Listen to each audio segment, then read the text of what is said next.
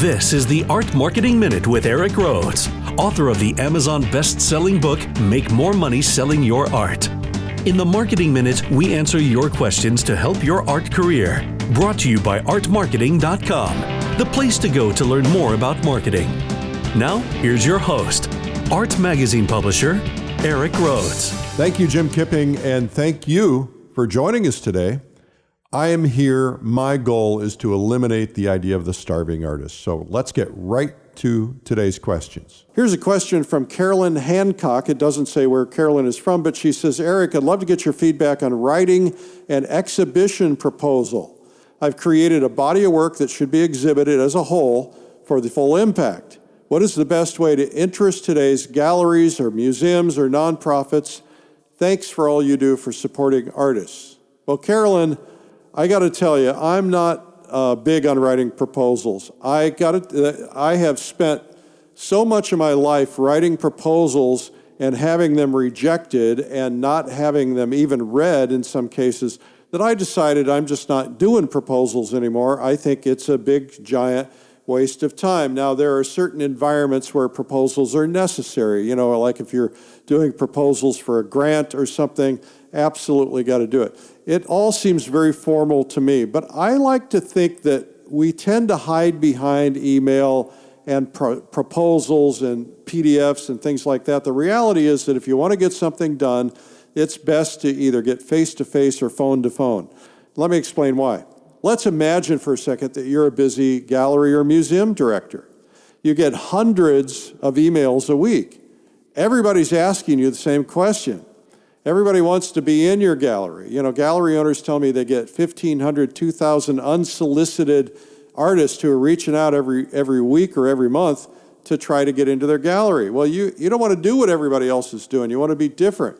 And so if you're busy, I was with a gallery director. We were having a meeting, and while we were doing meeting, he was opening up, glancing in, and throwing things in the garbage. And I said, what is that? He said, you know, artist proposals people have sent. He said, and I get 150 emails a day. He said, if I spent all my time doing this, I'd never get anything else done. So to them, it's important, but they have other things they have to do too. So if you're busy and you have to sort through things, or you have your assistant, if you have one, sort through things, well, what's left is about 2% to get their attention. If you open your own email and your goal is to get through it fast, you're looking for certain keywords or clues so you can hit delete fast, right? I get dozens of proposals every month. I get proposals for articles. I don't hit delete in those cases. I just forward them to my editors because I don't make those decisions. They do. It's up to them. And I get proposals for tech stuff. Sometimes I forward it. Sometimes I delete it. You know, so I get probably dozens of people every month say, you know, we want to do SEO for you, or we want to build websites for you. I already know we have that covered, so I just hit delete. I don't even respond. I can't possibly respond to everybody. I'm not trying to be a jerk, but these are people who are coming unsolicited. If I know somebody, I'm always going to respond. Anyway, people are looking for ways to eliminate work, and so if you're one of the many proposals coming in the door, chances are they're not going to read it, or if they read it, they're going to read the first headline, and if the headline doesn't grab their attention, they're gone. So I scan things that come through. So guess what never happens, though? Nobody ever calls me. It's very rare. Once in a while, people will call, email, and ask for an appointment. Once in a while, somebody will call, and sometimes I give appointments to people that way, but it's got to pique my interest. You got to get my attention. You got to get their attention. And if not, you're not going to get an appointment. Now, I'm not trying to sound difficult. It's just that there's a lot going on, and I can't do it all. So you got to kind of pick and choose. So what you say in your email or your headline or your subject line has to pique interest. If you are going to do a proposal, you need something in that top headline and that proposal that's going to sound exciting and get them interested. And it shouldn't be about you, it should be about them. In other words, what is this going to do for me? This is going to draw crowds. This is going to get a lot of attention. This is going to get national publicity. Look at what it's going to do for them. Always shift this to what's in it for them, or what's in it for me, right? So don't make things about you, make things about them. If you can get a meeting, then you can sell yourself on your idea and you can overcome objections when they come up.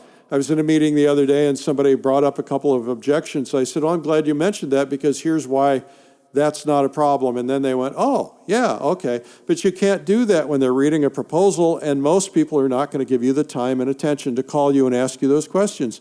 They're just going to move on. So tailor your presentation to people's needs too. So you want to start by asking them, what are they looking for? What are their needs? If you're doing gallery shows, what kind of shows are you looking for? What do you want them to accomplish? And then when you're doing your proposal, you can say, well, you mentioned that you really need something that's going to generate a lot of publicity. Here's why this is going to generate a lot of publicity. See, that's how it works. Selling yourself in person is the best way. You don't have to take any sales courses. You just have to be yourself and be willing to tell people what's on your mind, but always listen first. Remember, you got 2 ears and 1 mouth. Use 2 ears and listen. Stop and listen, and then adjust your course as you go. And of course, if you know someone who will introduce you in, you've got an 80% chance of increasing the likelihood of getting a meeting. So I hope this all helps. The next question came up in our Figurative Art Convention marketing sessions. It says the question is about how and why to build your list. Well, what would your life be like if you owned your own media? Let's say you're me. Let's say you own Fine Art Connoisseur magazine and Plein Air magazine and Realism Today and American Watercolor and Fine Art Today and Plein Air Today, or the Plein Air Convention or the Figurative Art Convention, or the video companies that Streamline and Lilidol and Creative Catalyst. All of those are platforms and they're opportunities to promote. So if you could advertise in your own media for free, it's a real benefit, right? Well, I can do that.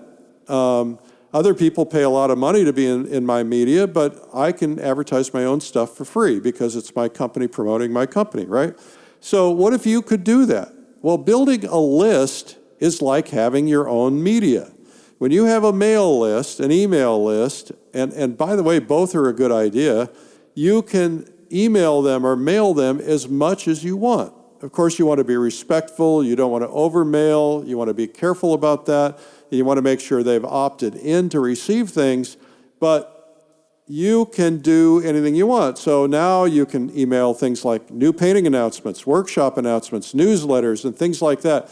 Whereas you could still buy advertising, and you still should buy advertising, but this is a way to expand on it. So I like to say, look for everything you do to drive one particular initiative, and that's building your list. I try to do that very much. On your website, you should have something that makes them join your list. On your social media, talk about it. You should have business cards that talk about it. You should have it on the signature or the bottom of your email talks about it. On your, everything that you do. Talk about build my list. Well, the way to do that is to create an incentive product.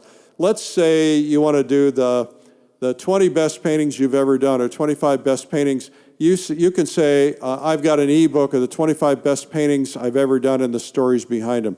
Takes you 10 minutes to create it, make a nice cover, put it on your website. They click on it, it says, free, just enter your email address. Now you have the ability to email them and talk to them. And this is the way to build customers for whatever it is you're doing. And if you want something very specific, build an ebook that's specific to that. So if you wanted something for painters and something different for collectors, have a different subject for each. And the collectors will go with the one subject, the painters will go with the other. Of course, we're finding today a lot of collectors are learning to paint, so you might get them to do both. Anyway, I hope that helps, but having your own media is a beautiful thing. So if you can do that, that's a great thing. And the nice thing about email is that you can control it a little bit more, right? You can mail it. Now, there are things called open rates, and so if you get like a 18 or 15% open rate, that's considered pretty good. Not everybody's going to open every email. And so, that's, social media, only 2% of the people on your news feed ever see what you've put out there.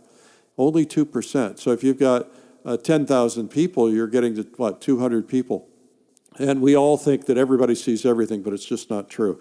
So this is something you can control a little bit more. Now, you've got to have speaking of headlines and subject lines, you got to have powerful headlines and subject lines on your email subject and on your headline, because if those don't draw people in, then nobody's going to pay attention to it. So you've got some homework to do. Anyway, I hope that's been helpful. Well, this has been the Art Marketing Minute with me, Eric Rhoads. My goal in life is to eliminate the idea of the starving artist and to help your dreams actually come true. So if you want to submit questions, simply email eric@artmarketing.com. And to learn more about marketing ideas, you can visit artmarketing.com. Thanks for listening.